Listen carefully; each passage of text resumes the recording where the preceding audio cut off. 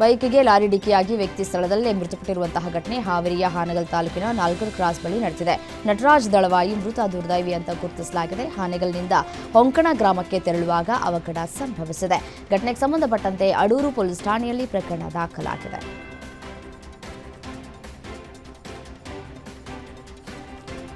ರೋಗಿಯನ್ನ ಕರೆದೊಯ್ತಾ ಇದ್ದಂತಹ ಆಂಬ್ಯುಲೆನ್ಸ್ ಅಪಘಾತವಾಗಿರುವಂತಹ ಘಟನೆ ನೆಲಮಂಗಲದ ಭಿನ್ನಮಂಗಲ ಬಳಿ ನಡೆದಿದೆ. ಶ್ವಾಸಕೋಶದ ಕಾಯಿಲೆಯಿಂದ ಶ್ರೀನಿವಾಸ್ ಬಳಲ್ತಾ ಇದ್ರು. ಚಿಕಿತ್ಸೆಗಾಗಿ ತಾಯಿ ಲಕ್ಷ್ಮೀದೇವಮ್ಮ ಜೊತೆ ಬರ್ತಾ ಇದ್ದಾಗ ಆಂಬ್ಯುಲೆನ್ಸ್ ಟ್ರಕ್ ನಡುವೆ ಡಿಕ್ಕಿ ಅಪಘಾತ ಆಗಿ ಈ ಒಂದು ಅಪಘಾತ ಸಂಭವಿಸಿದೆ. ಘಟನೆಯಲ್ಲಿ ತಾಯಿ ಮಗ ಇಬ್ಬರಿಗೂ ಗಂಭೀರವಾಗಿ ಗಾಯವಾಗಿದೆ. ಆಂಬ್ಯುಲೆನ್ಸ್ ಚಾಲಕನ ನಿರ್ಲಕ್ಷ್ಯದಿಂದಲೇ ಅಪಘಾತ ನಡೆದಿದೆ ಅಂತ ಹೇಳಿ ಆರೋಪಿಸಲಾಗಿದೆ. ಚಾಮರಾಜನಗರದ ಮಲೆ ಮಹದೇಶ್ವರ ಬೆಟ್ಟಕ್ಕೆ ಪಾದಯಾತ್ರೆಗೆ ಹೊರಟಿದಂತಹ ಭಕ್ತರ ಮೇಲೆ ಚಿರತೆ ದಾಳಿ ನಡೆಸಿದ್ದು ಘಟನೆಯಲ್ಲಿ ಯುವಕನೋರ್ವ ಬಲಿಯಾಗಿದ್ದಾನೆ. ಮೃತ ಯುವಕನನ್ನ ಪ್ರವೀಣ್ ಅಂತ ಗುರುತಿಸಲಾಗಿದ್ದು, ಮಲೆ ಮಹದೇಶ್ವರ ಬೆಟ್ಟಕ್ಕೆ ಮಂಡ್ಯ ತಾಲೂಕಿನ ಚಿರನಹಳ್ಳಿ ಗ್ರಾಮದಿಂದ ಯುವಕರ ಗುಂಪೊಂದು ಪಾದಯಾತ್ರೆಗೆ ಹೊರಟಿದ್ರು. ಆದರೆ ಬೆಳಗಿನ ಜಾವ ಪಾದಯಾತ್ರೆ ಹೋಗುವ ಸಂದರ್ಭದಲ್ಲಿ ಏಕಾಏಕಿ ಚಿರತೆ ದಾಳಿ ಮಾಡಿ ಯುವಕ ಪ್ರವೀಣ್ ತಮ್ಮ ಪ್ರಾಣವನ್ನ ಕಳೆದುಕೊಂಡಿದ್ದಾರೆ. ಕಂದಕದಲ್ಲಿದ್ದಂತಹ ಮೃತದೇಹವನ್ನು ಅರಣ್ಯಾಧಿಕಾರಿಗಳು ಹೊರಗೆ ತೆಗೆದಿದ್ದಾರೆ. ಹಾವೇರಿಯಲ್ಲಿ ಇಬ್ಬರು ವ್ಯಕ್ತಿಗಳು ಗುಂಡಿಗೆ ಇಳಿದು ಮಲ ಸ್ವಚ್ಛಗೊಳಿಸಿದ ಪ್ರಕರಣದ ಬಗ್ಗೆ ಗ್ಯಾರಂಟಿ ನ್ಯೂಸ್ನಲ್ಲಿ ವರದಿ ಮಾಡಲಾಗಿತ್ತು. ಸುದ್ದಿ ಬಿತ್ತರಿಸಿದ ಬೆನ್ನಲ್ಲೇ ಸ್ಥಳಕ್ಕೆ ಹಾನಗಲ್ ತಹಶೀಲ್ದಾರ್ ಹಾಗೂ ಪಿಡಿಒ ಭೇಟಿಯನ್ನು ನೀಡಿ ಪರಿಶೀಲನೆ ನಡೆಸಿದ್ದಾರೆ. ಹಾನಗಲ್ ತಾಲೂಕು ಕುಸನೂರು ಗ್ರಾಮದಲ್ಲಿ ಈ ಘಟನೆ ನಡೆದಿದ್ದು, ಮ್ಯಾನ್ಯುಯಲ್ ಸ್ಕ್ಯಾವೆಜಿಂಗ್ ಕಾಯ್ದೆ 2013ರ ಉಲ್ಲಂಘನೆ ಅಡಿ ತಪ್ಪಿತಸ್ಥರ ವಿರುದ್ಧ ಕ್ರಮವನ್ನು ಕೈಗೊಳ್ಳಲಾಗಿದೆ.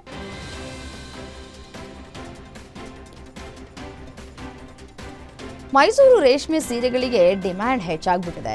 ಕೆಎಸ್ಐಸಿಯಲ್ಲಿ ಮಹಿಳೆಯರು ಅಪ್ಪಟ ರೇಷ್ಮೆ ಸಿಲ್ಕ್ ಸೀರೆಗಳ ಖರೀದಿಗೆ ದುಂಬಾಲು ಬಿದ್ದಿದ್ದಾರೆ. ತಮಗಿಷ್ಟವಾದ ಬಣ್ಣದ ಸೀರೆ ಖರೀದಿ ಮಾಡೋದಕ್ಕೆ ತಾಮುಂದು ಅಂತ ಹೊರ ಜಿಲ್ಲೆಗಳಿಂದ ಬಂದಂತಹ ಮಹಿಳಾಮಣಿಗಳು ಸೀರೆ ಖರೀದಿಗೆ ಮುಂದಾಗಿದ್ದಾರೆ. ಪ್ರತಿನಿತ್ಯ 60ರಿಂದ 70 ಸೀರೆಗಳು ಮಳಿಗೆಗೆ ಬರೋ ಕಾರಣ ಡಿಮ್ಯಾಂಡ್ಗೆ ತಕ್ಕಂತೆ ಕೆಎಸ್ಐಸಿ ಪೂರೈಕೆ ಮಾಡೋದಕ್ಕೆ ಸಾಧ್ಯವಾಗ್ತಾ ಇಲ್ಲ. ಆದರೆ ಮೈಸೂರು ರೇಷ್ಮೆ ಸೀರೆಗಳನ್ನು ಖರೀದಿಸಲೇಬೇಕು ಅಂತ ಮಹಿಳೆಯರು ಪಟ್ಟು ಹಿಡಿದಿದ್ದಾರೆ. ಜನವರಿ 26ರಂದು ದೆಹಲಿಯಲ್ಲಿ ನಡೆಯಲಿರುವಂತಹ ಗಣರಾಜ್ಯೋತ್ಸವ ಪರೇಡ್ನಲ್ಲಿ ಈ ಬಾರಿ ಕರ್ನಾಟಕದ ಸ್ತಬ್ಧ ಚಿತ್ರಗಳ ಪ್ರದರ್ಶನಕ್ಕೆ ಅವಕಾಶ ಸಿಕ್ಕಿದೆ. ಕರ್ನಾಟಕದ ಸ್ತಬ್ಧ ಚಿತ್ರ ಮಿಲೆಟ್ಸ್ ಟು ಮೈಕ್ರೋಚೇಪ್ ಪರಿಕಲ್ಪನೆಯೊಂದಿಗೆ ಮಿಂಚಲಿದೆ. ಮಿಲೆಟ್ಸ್ ಟು ಮೈಕ್ರೋಚೇಪ್ ಸ್ತಬ್ಧ ಚಿತ್ರದ ಮೂಲಕ ಕರ್ನಾಟಕದ ಬೆಳೆಗಳಾದಂತಹ ರಾಗಿ, ಜೋಳ, ನವಣೆ, ಸಜ್ಜೆ ಬೆಳೆಯ ಬಗ್ಗೆ ಈ ಟ್ಯಾಬ್ಲೋದಲ್ಲಿ ಪ್ರದರ್ಶನ ಮಾಡಲಾಗುವುದು. ಇದರ ಜೊತೆಗೆ ಕರ್ನಾಟಕದ ಮಾಹಿತಿ ತಂತ್ರಜ್ಞಾನ ಬೆಳವಣಿಗೆ ಬಗ್ಗೆಯೂ ಕೂಡ ಟ್ಯಾಬ್ಲೋದಲ್ಲಿ ಮಾಹಿತಿಯನ್ನು ನೀಡಲಾಗುವುದು.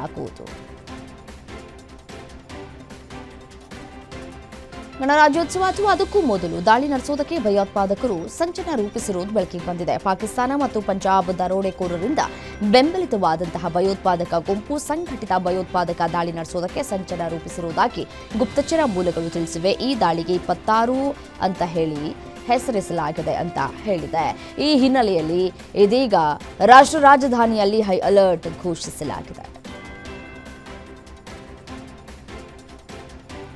ಎಸ್ಐಆರ್ಗೆ ಸಂಬಂಧಿಸಿದಂತಹ ಎಲ್ಲಾ ವಿಚಾರಣೆಗಳನ್ನು ಸುಪ್ರೀಂ ಕೋರ್ಟ್ನ ನಿರ್ದೇಶನಗಳಿಗೆ ಅನುಸಾರವಾಗಿ ಕಟ್ಟುನಿಟ್ಟಾಗಿ ಪಾಲಿಸಬೇಕು ಅಂತ ಹೇಳಿ ಸಿಎಂ ಸ್ಪಷ್ಟಪಡಿಸಿದ್ದಾರೆ. ಸಚಿವಾಲಯ ನವನ್ನಾದಲ್ಲಿ ಮುಖ್ಯ ಕಾರ್ಯದರ್ಶಿ ನಂದಿನಿ ಚಕ್ರವರ್ತಿ ಅಧ್ಯಕ್ಷತೆಯಲ್ಲಿ ಜಿಲ್ಲಾಧಿಕಾರಿಗಳ ಸಭೆಯಲ್ಲಿ ಸಿಎಂ ಈ ಸೂಚನೆ ಕೊಟ್ಟಿದ್ದಾರೆ. ನಿಗದಿತ ದಿನಾಂಕಗಳಂದು ಮತದಾರರ ಪಟ್ಟಿಯ ವಿಶೇಷ ತೀವ್ರ ಪರಿಷ್ಕರಣೆಗೆ ಹಾಜರಾಗುವುದಕ್ಕೆ ಸಾಧ್ಯವಾಗದ ಮತದಾರರಿಗೆ ಪರ್ಯಾಯ ವ್ಯವಸ್ಥೆ ಮಾಡಬೇಕು.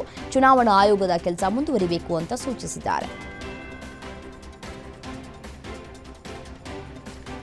ಪಶ್ಚಿಮ ಬಂಗಾಳದಲ್ಲಿ ಮತದಾರರ ಪಟ್ಟಿಯ ವಿಶೇಷ ಸಮಗ್ರ ಪರಿಷ್ಕರಣೆ ಭಯದಿಂದ 82 ವರ್ಷದ ವ್ಯಕ್ತಿಯೊಬ್ಬ ಆತ್ಮಹತ್ಯೆ ಮಾಡಿಕೊಂಡಿದ್ದಾನೆ. ಈ ಸಂಬಂಧ ಪುರುಲಿಯಾ ಜಿಲ್ಲೆಯಲ್ಲಿ ಚುನಾವಣಾ ಆಯೋಗದ ವಿರುದ್ಧ ಪ್ರಕರಣ ದಾಖಲಿಸಲಾಗಿದೆ.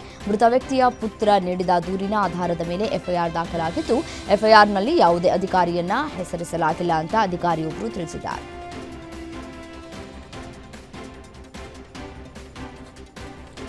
ಮಹಾರಾಷ್ಟ್ರ ರಾಜಕೀಯದಲ್ಲಿ ಹೈಡ್ರಾಮವೇ ನಡೆದಿದೆ. ಸ್ಥಳೀಯ ಸಂಸ್ಥೆಗಳ ಚುನಾವಣೆಯಲ್ಲಿ ಸಹೋದರ ಉದ್ಧವ್ ಠಾಕ್ರೆ ಜೊತೆ ಮೈತ್ರಿ ಮಾಡಿಕೊಂಡಿದ್ದ ರಾಜ್ ಠಾಕ್ರೆಯ ಮಹಾರಾಷ್ಟ್ರ ನವ ನಿರ್ಮಾಣ ಸೇನೆ ಎಂಎನ್ಎಸ್ ಈಗ ಶಿಂದೆ ಬಣದ ಶಿವಸೇನೆಗೆ ಬೆಂಬಲ ಸೂಚಿಸಿದೆ. ಕಲ್ಯಾಣ ಡೊಂಬಿವಿಲಿ ಮುನ್ಸಿಪಲ್ ಕಾರ್ಪೊರೇಷನ್ ಮೇಯರ್ ಚುನಾವಣೆಗೆ ಎಂಎನ್ಎಸ್ ಏಕನಾಥ್ ಶಿಂದೆ ನೇತೃತ್ವದ ಶಿವಸೇನೆಗೆ ಬೆಂಬಲ ನೀಡಿದೆ.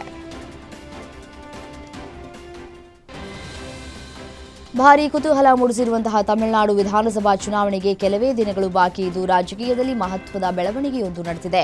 ಟಿಟಿವಿ ದಿನಕರನ್ ನೇತೃತ್ವದ ಅಮ್ಮ ಮಕ್ಕಳ ಮುನ್ನೇಟ್ರ ಕಜಂಗಮ್ ಎನ್ಡಿಎ ಒಕ್ಕೂಟಕ್ಕೆ ಮರಳಿದೆ. ತಮಿಳುನಾಡಿನಲ್ಲಿ ಆಲ್ ಇಂಡಿಯಾ ಅಣ್ಣಾ ದ್ರಾವಿಡ ಮುನ್ನೇಟ್ರ ಕಜಗಮ್ ಎಐಎಡಿಎಂಕೆ ಮುಂದಾಳತ್ವದಲ್ಲಿ ಎನ್ಡಿಎ ಚುನಾವಣೆ ಎದುರಿಸುವುದಕ್ಕೆ ಸಿದ್ಧವಾಗಿದೆ.